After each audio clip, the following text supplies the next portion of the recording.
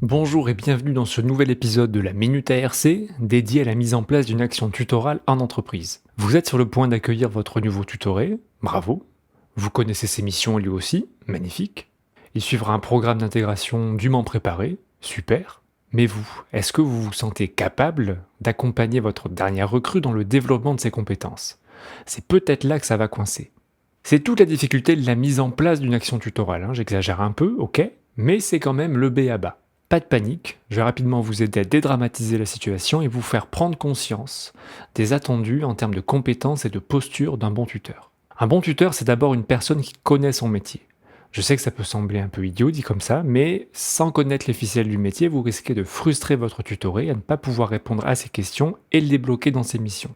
Justement, vous allez devoir être un bon communicant. Clarté dans les explications, capacité d'écoute active et faculté de donner des feedbacks constructifs sont indispensables. Et ce sont aussi des compétences qui vous permettront de créer une relation de confiance avec le tutoré, essentielle pour un accompagnement réussi.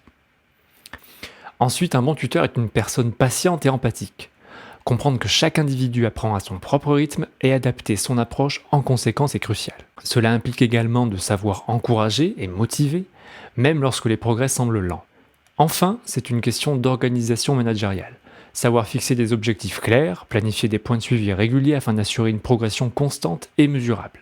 Vous l'aurez compris, c'est le tutoré qui doit être le centre de vos préoccupations. Il est là pour apprendre, se tromper, recommencer et évoluer. Essayez de vous mettre à sa place. Recevoir un encadrement et un soutien constant de la part de son tuteur permettra au tutoré de renforcer sa confiance en soi et ainsi d'aborder ses missions avec plus de sérénité.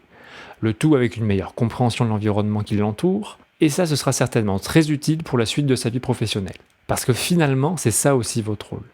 L'aider à identifier les opportunités de développement et lui donner des retours constructifs, afin de l'aider à se construire un avenir professionnel solide. Nous arrivons à la fin de la Minute ARC. Merci pour cet instant partagé et à très bientôt pour une nouvelle dose d'inspiration. D'ici là, restez curieux.